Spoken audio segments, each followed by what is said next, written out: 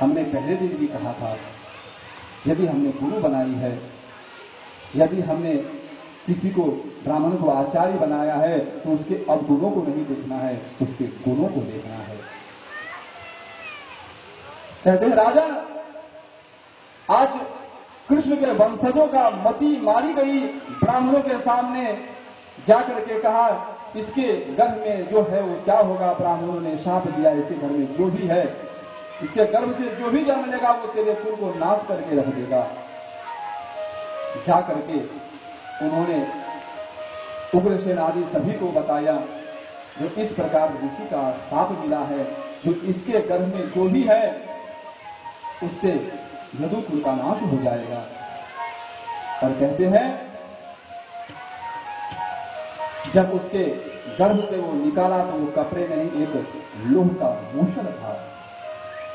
उग्रसेन ने उसे piece piece के उसके पाउडर बना करके उसे समुद्र में फेंक दिया, और वो पाउडर साइड में आकर के एरका नामक एक घास बन गया, जो बड़ा नुकीला और तेज धार वाला था।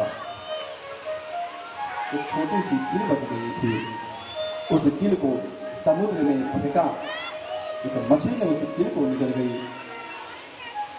एक मछुआरा आया, उस मछली को पकड़ा, उस मछली को एक जरा नामक व्याध ने खरीद लिया, और उस मछली के पेट से वो जो कील निकला, उस कील को जरा नामक व्याध ने घस करके नुकीला बना करके अपने बाणों पे लगा लिया। परीक्षित जी महाराज से कहते हैं, सुनो राजन, अब भगवान कृष्ण सोचे, यदि मैं ऐसे ही अपने वंशजों को छोड़ करके चला जाऊंगा तो पाप और भी बढ़ जाएगा। अब मैं अपनी माया को समेटना चाहता हूं। भगवान कृष्ण कहते हैं, चलो मेरे साथ, अब मुझे अपशगुन लग रहा है, अब द्वारिका को छोड़ देनी चाहिए। राजन, भगवान कृष्ण अपने सारे वंशजों के साथ प्रभास नामक क्षेत्र पर आए, और बैठ गए।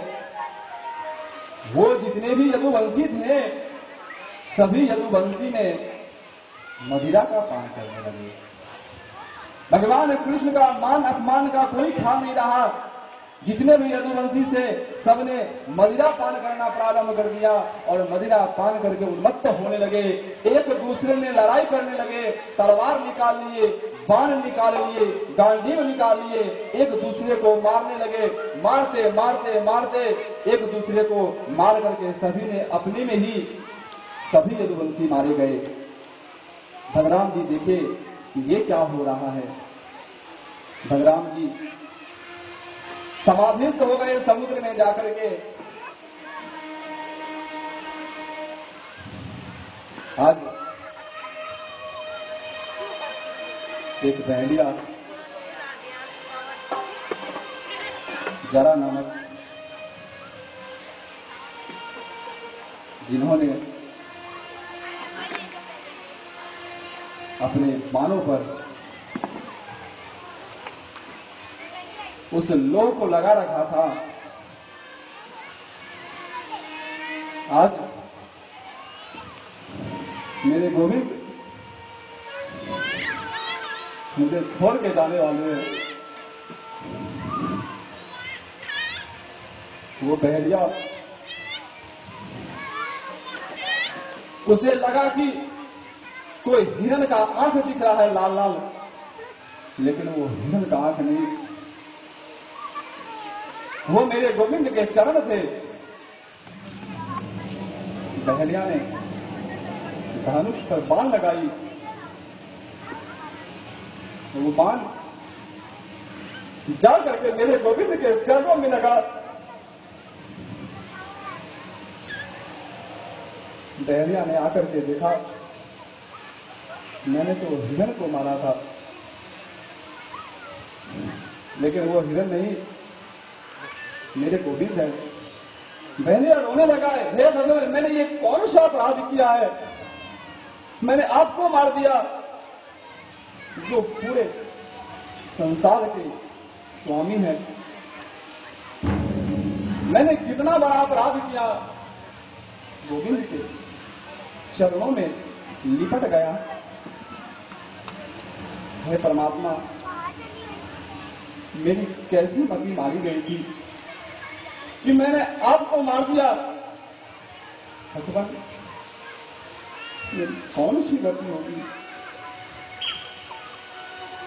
मेरे अपराधों को क्षमा करे भगवान। उद्धव आदि आ गए। उद्धव ने कहा, भगवान आप मुझे छोड़ करके जा रहे हैं, हम लोगों का क्या होगा? उद्धव से कहे, उद्धव व्यर्थ की चिंता मत कर, मैं ये शरीर छोड़ रहा हूं, लेकिन मेरे शरीर से दो प्राण निकलेंगे। एक प्राण मेरे वैकुंठ को जाएगा और दूसरा जो प्राण है वो भागवत जी में समा जाएगा। उद्धव, जब भी मेरी याद आए ना, भागवत के चरणों में आकर के सर झुका लेना, तुझे मेरा ही दर्शन होगा। देखते देखते ही भगवान कृष्ण के शरीर से वो दिव्य ज्योति निकली और दो भागों में बट गया। एक स्वर्ग चला गया अपने वैकुंठ, और दूसरा ज्योति इस भागवत में समा गई।